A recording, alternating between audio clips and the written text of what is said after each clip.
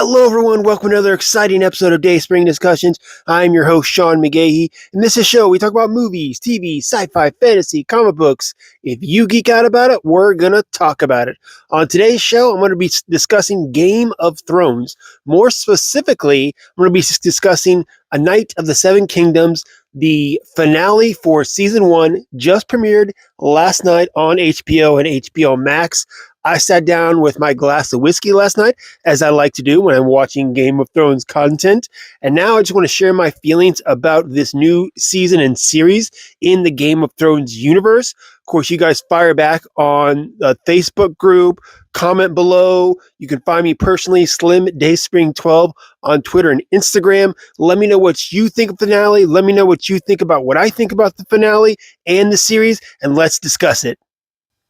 So, starting off, let's start with some of my Westeros or Game of Thrones history. I consider myself a pretty big Game of Thrones fan. I've watched the original series several times, watched House of Dragon. The books, I read the first book in Song of Fire and Ice. It was very Tolkien-y, and it was dragged on a bit. So I didn't read any of the other books. I dabbled into Fire and Blood, the one that House of Dragon is based on a little bit. Again, didn't go too far into that. Really, I'm all about the series. I mean, I know there's people that read the books and know what's going to happen and what's going to happen even in this series too. Me, I stay away from it. I'm a much big TV lover than I am, say, a book reader. So if you've read the books and you know what's going to happen, whether in House of Dragon or in Night of the Seven Kingdoms, good for you. That's great. Me, I'm choosing not to learn about all that just because, again, I want to get the full enjoyment out of the series. I knew going into Night of the Seven Kingdoms, there was the Hedge Knight story that this is based off of. I thought about checking it out, but after I started the series, I'm like, no, I don't want to, learn anymore. I want to enjoy the series as it comes, especially its differences. And I'm probably going to do the same for season 2. I'm not going to read any more about what's to come in the adventures of Duncan and Egg, but I might go back and maybe just read the events that have already happened in this season 1 just to see the differences in the books to the show. I've done that quite a bit in my life. If I watch a movie that I really enjoy or enjoy kind of the mythology of the movie, I'll go back and I'll read the novelization. My wife, like a lot of people, will go and, read the book first and then watch the movie or TV series, and then of course spend the rest of their life criticizing how the movie or book or TV series wasn't like the book and how the book is better. I don't like to do that. I like to watch the movie or the TV series, then dive a little deeper in it with the book, and it kind of complements it more than criticizes, in my view. So like I said, I've watched the original Game of Thrones series several times. I'm actually doing a rewatch right now because A Night of the Seven Kingdoms kind of inspired me to do a rewatch. So I'm right in the middle of season 5 on that. And I do watch House of the Dragon. I don't enjoy it as much as, say, Game of Thrones. For me, when it comes down to it, the Game of Thrones, I cheer for the Starks, right? The Starks are the good guys in Game of Thrones, although as the series goes on, I start to kind of see everybody's point of view, and I don't think there are really truly bad guys in Game of Thrones, even though I'm sure a lot of people would disagree with me. But that's how I feel about it. But I root for the Starks. They're the good family, the good guys. That's who I cheer for. House of the Dragon, I have problems with that because to me, there's no good guys in that show, really. I feel like there's so many characters that aren't really worth cheering for. I mean, some have, what do I say, qualities to cheer for, but as a whole, there's no real character that I can latch onto and either relate to or cheer for. So House of the Dragon's a little different. Then comes Night of the Seven Kingdoms, and wasn't sure what to expect with this series. And I got to say, right from the very first episode, I loved it. I loved it because you have Game of Thrones, you have House of the Dragon, you have all these people in these two series fighting for the throne, to control Westeros, to fight over the Seven Kingdoms. And then we have Dunk, who is a poor knight just looking to really prove himself or get through the world, bare minimum, and just trying to live his life. Normal guy, just trying to survive. Really, is what he's trying to do.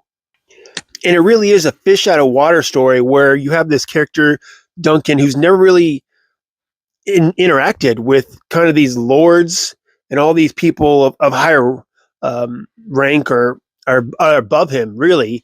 And you see him step into their world in the competition, and kind of how he gets by the end of it. He's like, no, I don't want this. I don't want to serve a lord or serve the king.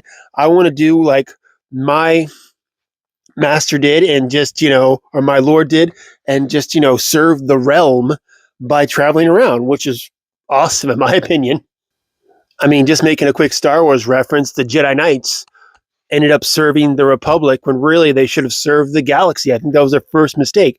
Sure, they started off working with the Republic to protect peace, but after a while, really they were just seen as the Republic enforcers, is what it is. And, knights in this world, in Westeros, in the Game of Thrones universe, I think can be seen the same way. Some of them can serve the king, but really being a knight is about being chivalrous. And I think that's kind of at the core of this season, of this series, is what it means to be a true knight, whether you're a knight or not, or how high of rank of knight you are, who you serve, whatever. It's about being a knight, and what is the essence and the core of that.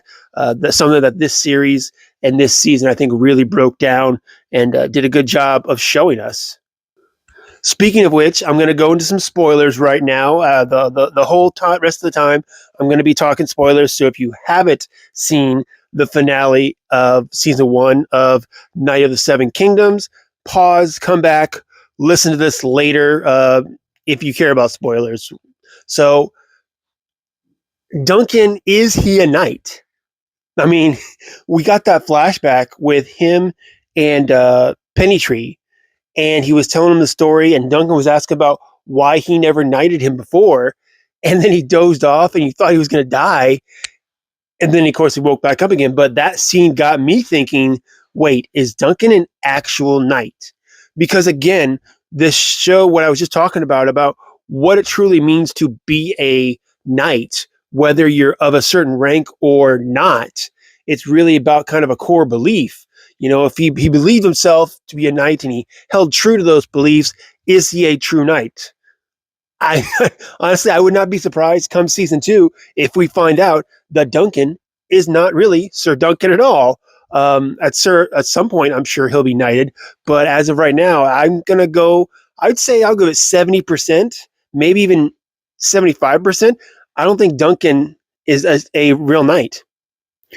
I think when we look in that flashback episode of 2, he was just someone who wanted to be somebody, who wanted to belong to something, and he found Sir Pennytree, and he saw a purpose for himself in that, and whether he became a knight or not, he thought that's what he wanted. So, and no one was around, he could say, yeah, a knight can knight another knight, and that's it, right? So if he says, oh, my master, he knighted me, I mean, who's really to refute him in that respect?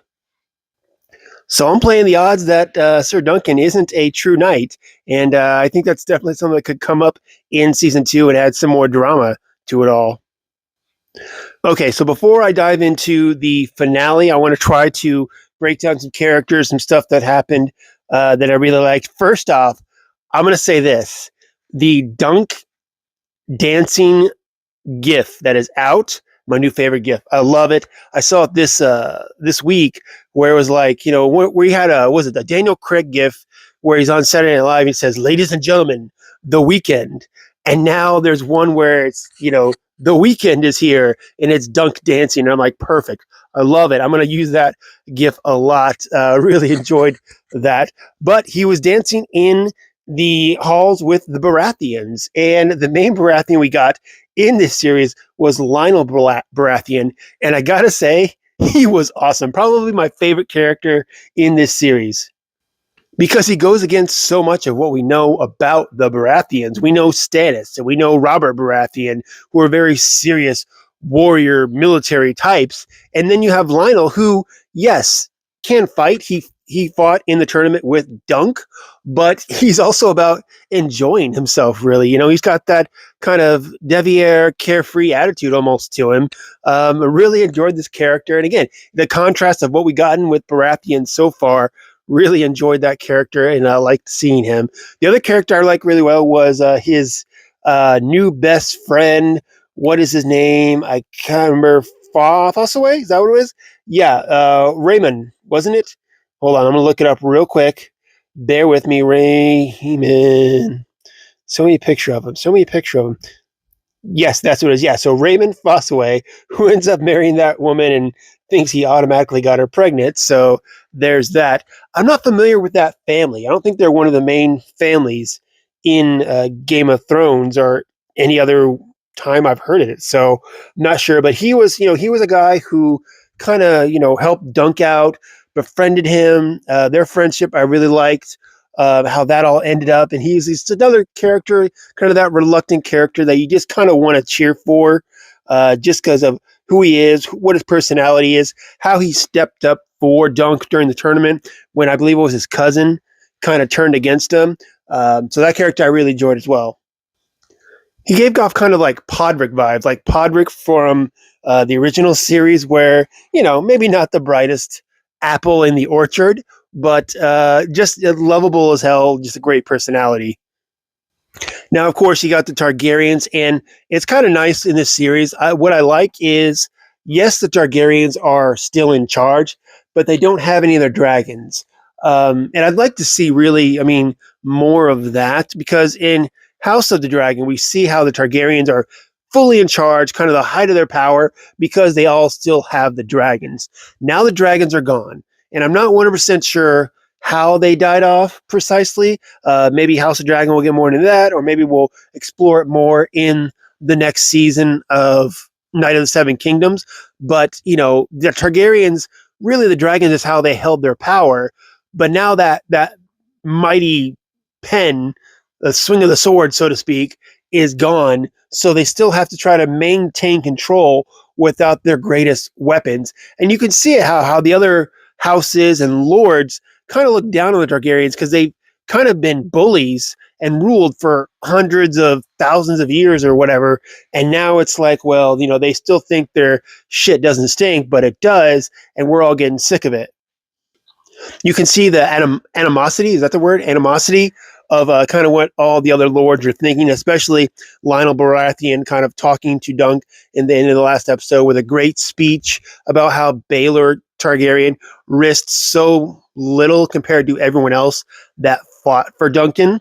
That was a nice little speech there. And remember, we're only about 90 years out of when the Game of Thrones takes place, which means we're only about 70 years from Robert's Rebellion and kind of how that all goes down. If I remember correctly, Egg, his son, ends up being the Mad King, if I remember that correctly. So that's kind of something really nice little factoid right there when you think about the Mad King and Egg being his father. Now, of course, we all loved Baelor Targaryen. He was, the noble, the good Targaryen, I guess. And what happens to good men in Westeros? They die tragically. And that's what happened to Baelor Targaryen. That's kind of the person that Duncan latched onto, that, believed in Duncan, and he immediately said, hey, this guy, put his faith in me, and I want to put my faith back in him. I want to serve him. But wait, he's dead. So what does he do? He knows he can't serve his brother. What is it, Maker? As Maker? I feel like that's not the way to say it, but that's how I'm looking at it right now on the screen. So that's what I'm going to go with it. I'll call him the other Targaryen or Prince Targaryen. I don't know. Anyway, the Egg's dad. How about that? We'll go with Egg's dad. And you get to the last episode, and he's talking to Duncan about how his one son is kind of a prick, and his other son is a drunk, lazy waste of space. And then he has Egg, who is really still young and very bright-eyed, and I can see why Targaryen, he feels like Egg is kind of his last shot at really getting a true heir.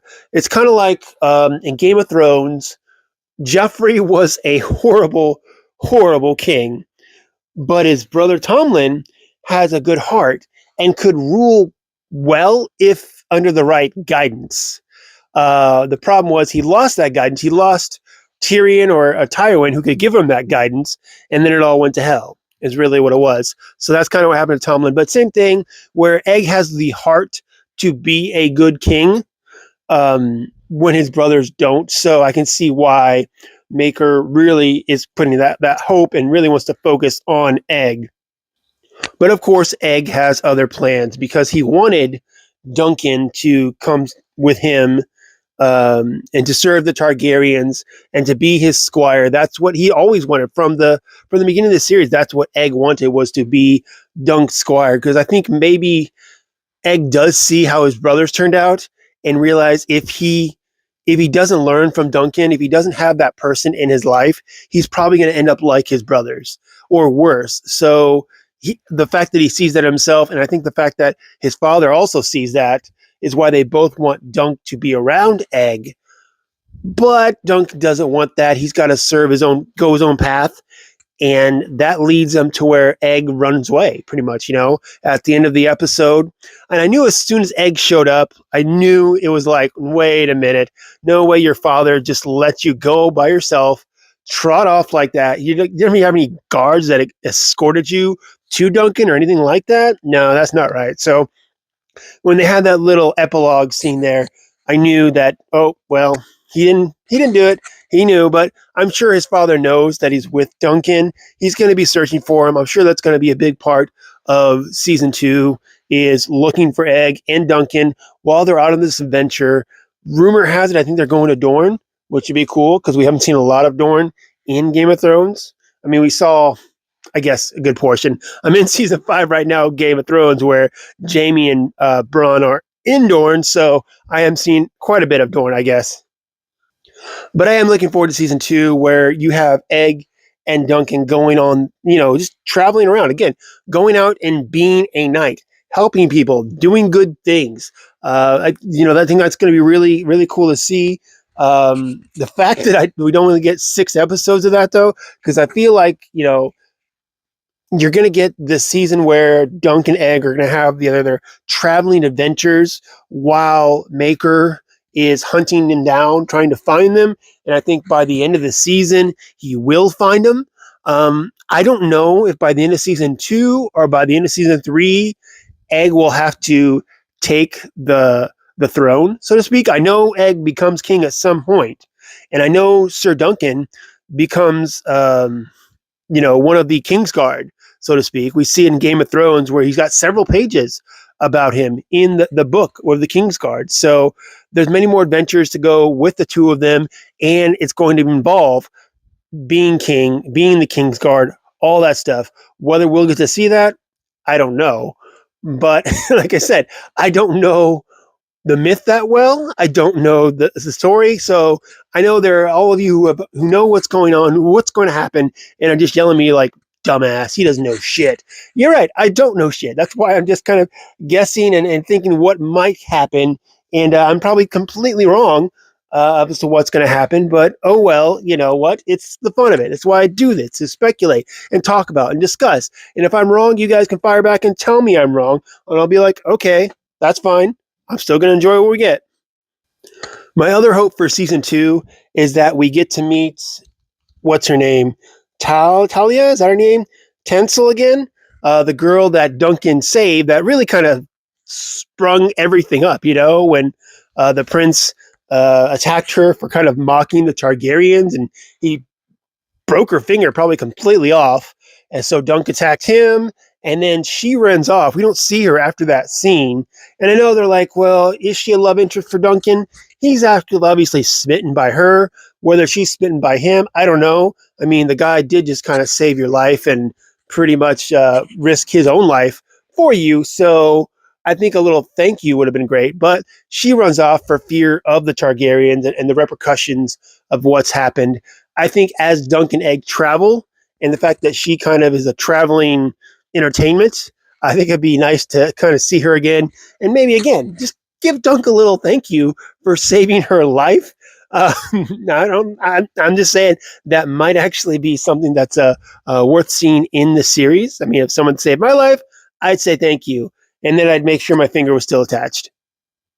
But anyway, guys, I think that's probably about all my thoughts. I'm sure I'll think of something later on in regards to this. Oh, of course, the ending. We got a Knight of the Nine Kingdoms title that came up. And I know, with the show and me rewatching Game of Thrones, I've been watching some YouTube videos, and I know that there are truly nine kingdoms. So when the joke came up, I thought that was pretty funny as well, too.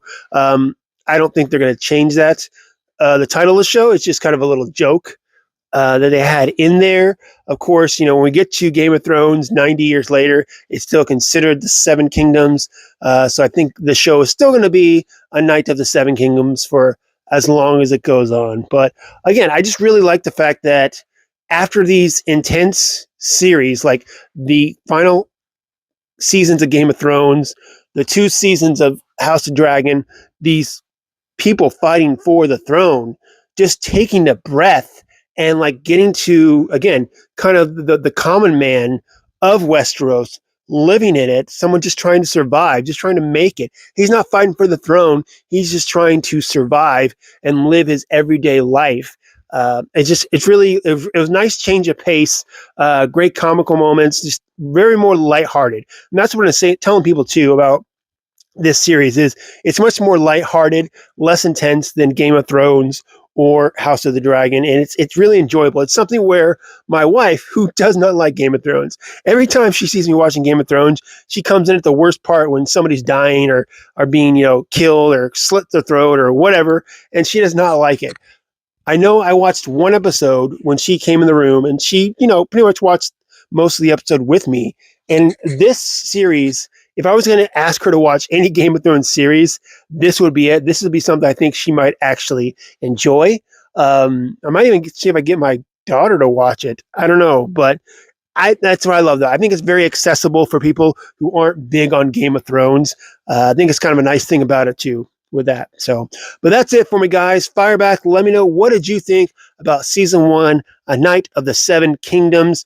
What do you think is going to happen in season 2? If you already know what's going to happen because you've read the books before, you can say it, I guess. I mean, I'm not going to be mad if you spoil it for me, but, don't do it just to be a jerk. How about that? That's the worst. If you spoil something just to be a jerk, that's not very nice. But let me know. Put your comments down below. Fire back. Like I said, I am on Instagram and Twitter, Slim DAYSPRING 12.